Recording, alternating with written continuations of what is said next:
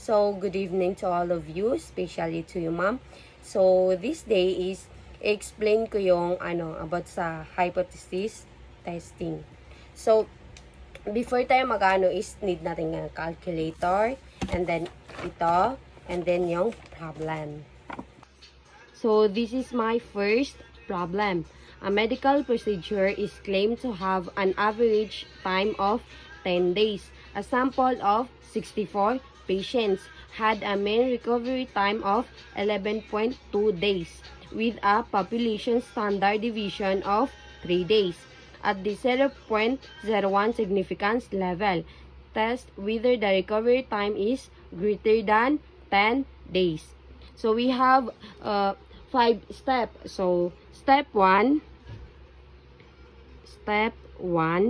is hanapin yung HO and HA, which is, ito is null hypothesis and this is alternative hypothesis.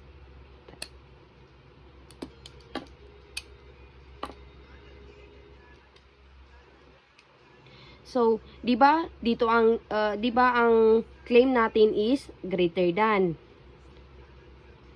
So, ang greater than is not sa alternative hypothesis. So, ganito. Tapos 10 days, 'di ba? Ganyan, 10. So, ang mangyayari dito sa null hypothesis is ang baliktaran ng greater than sa null hypothesis is, 'di ba, less than equal. Ganyan. Less than equal. So ang step 2 is diyan na yung hanapin mo yung alpha, yung test, and then HA, and then yung critical value. So, ang alpha natin is yung significance level, which is itong 0.01. So, ang test natin dito is sa population tayo magfo-focus. So, di ba 64. So, magiging z-test. Kasi, 30 above is z-test. So, 30 below 30 is t-test. So, HA is greater than, and then, one tail. Kasi, greater than and less than equal. So, kapag equal and not equal ito siya, magiging two-tail. So, dito sa critical value is mahanap natin yan siya dito. So, di ba dito is 0.01 z-test and one tail. So, one tail, hanapin natin yung 0.01 and then z-test. So, hanggang baba na yan siya. So, ito. 2, 3, 2, 6. So, yan ang critical value natin. So, next is magdodraw na naman tayo. So, ganito. So, di ba siya?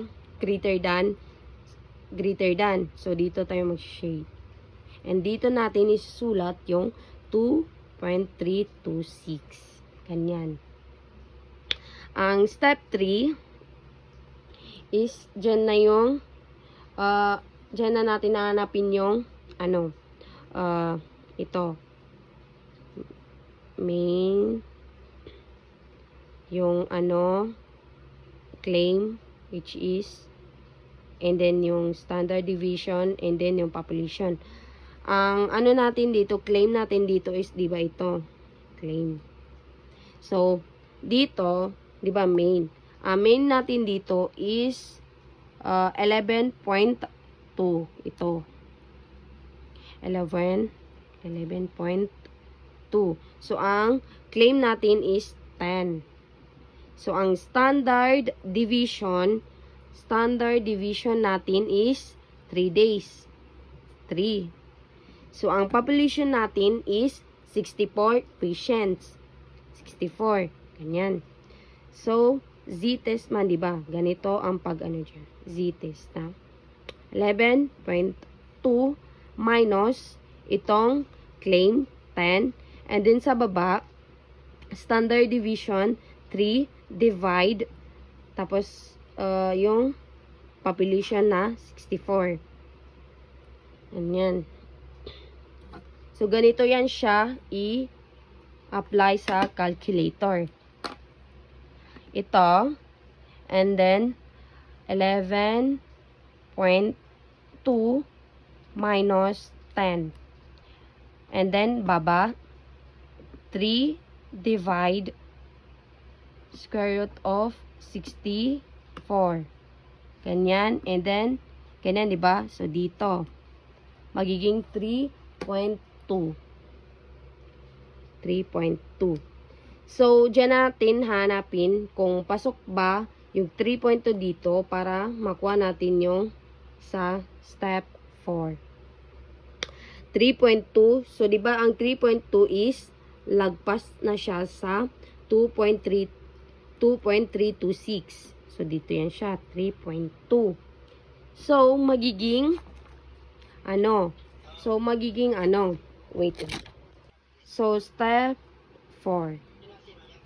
HOHA. So, di ba? Ang natin, itong 3.2 is hindi pasok sa dito. So, pag nasa labas siya is automatic, ang HO natin is rejected. Pag pasok siya doon sa critical value is automatic ang HO or null hypothesis is accepted. So, hindi man siya pasok. So, rejected na yan siya. So, step 5 is dyan na yung decision. So, di ba rejected yung accepted yung alternative which is claim natin. So, accepted yung claim natin. So, magiging there is significance evidence that the claim is true. Ganyan na lang para hindi na tayo mahirapan. So, ito yung pangalawang problem which is ito yung sa t-test. So, di ba ang first is z-test. Z-test. So, ito yung t-test. So, diretso na tayo. So, step 1, di ba, is hanapin natin yung null hypothesis which is HO and then HA alternative hypothesis. So, dito is, ang claim natin dito is, itong is. Which is, ang is equal. Nasa null hypothesis. Equal. And dito is not equal sa alternative. So, 13.5 din yung sa claim natin. 13.5. So, ang claim natin is itong null hypothesis. HO. So, step 2. Ang step 2 is hanapin naman natin yung alpha test AHA and then yung critical value. So, ang alpha is itong 0.05, itong significance level. 0.05. So, ang test dito is, dito natin malalaman sa population which is 25 patients. So, di ba kapag below 30 is t-test. So, kapag 30 above is z-test. So, 25 man. So, t-test. T-test. HA is not equal. Not equal. And then, not equal. And then, ang ano natin dito is two-tail. Two-tail kasi equal and not equal. Kapag greater than or less than, ito siya is one-tail lang ang gagamitin natin. So, sa critical value naman is mahanap natin yan siya dito. So, di ba ang alpha ay 0.05. So, ang test natin is t-test. So, ang ano natin is two-tail. Hanapin natin dito two-tail and then 0.05. Ito, and then t-test man, di ba? So, ang population natin is 25. So, kapag t-test is ang 25, hanapin natin dito sa gilid. Pero, magma-minus ka ng 1. So, magiging 24. Magiging 24 siya. So, di ba? 0.05 hanggang dito sa 2 dito. Malalagay dito 264. So, yan. So, next is magda-draw na naman tayo ng ganito. So, since equal siya is ganito. Maglalagay pala tayo dito ng sa critical value. Positive and negative. So, dito ang negative. So, dito ang positive. So, negative 2. So, dito ang positive 2.064. So, yan. Step 3. Ang step 3 is dyan na yung ganito. Ito is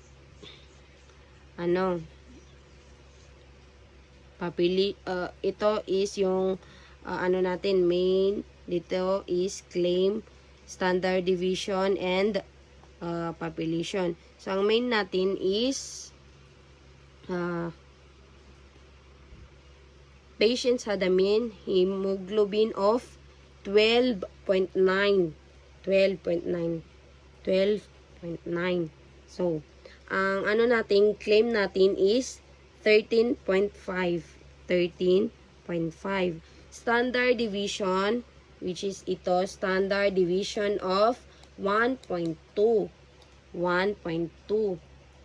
Ang population natin is 25. Magmo-minus lang tayo, magiging 24 lang yan pag dito na sa dito sa table na to. So, still 25 pa rin yan siya. So, t-test man, di ba? Ganito. So, mauuna is itong main 12.9 minus itong claim 13.5, and then sa baba standard deviation 1.2 divide itong population square root okay. And then ganito yan siya sa calculator. Same din nung first. 12.9 minus 13.5, and then baba 1.2 divide square root of 25. So, yan. So, dito 2.5. Negative equals negative 2.5. So, yan. Negative 2.5. So, since negative siya, dito natin siya hanapin sa gilid dito sa banda dito, kasi dito yung nasa negative. Kung positive yan siya, dito natin hahanapin sa greater than. So, dito tayo. Greater than. Dito sa side na to. So ang 2.5 is mas malaki dito sa 2.064. 64. So, nasa labas yan siya, di ba? 2.5. So, negative. So, ang mangyayari dyan is rejected na naman yung null. Rejected yung null natin. Step 5. So, ganito. Step 5, yung HO, which is null, is rejected. Kasi nasa labas man siya. Kapag pasok itong 2.5 dito, mas mababa dito sa 2.064 is automatic ang null hypothesis, ang null natin is accepted. So, since nasa labas siya is rejected. So, ang alternative or HA is accepted. So, dito na naman sa step 4 pala to. Step 5. So, dito na tayo sa step 5. So, dyan na yung decision. So, di ba? Ang claim natin is itong sa HO. So, ang claim natin is rejected. So, magiging there is significance. There is significance evidence that the claim is false. Yan. That's all. Thank you.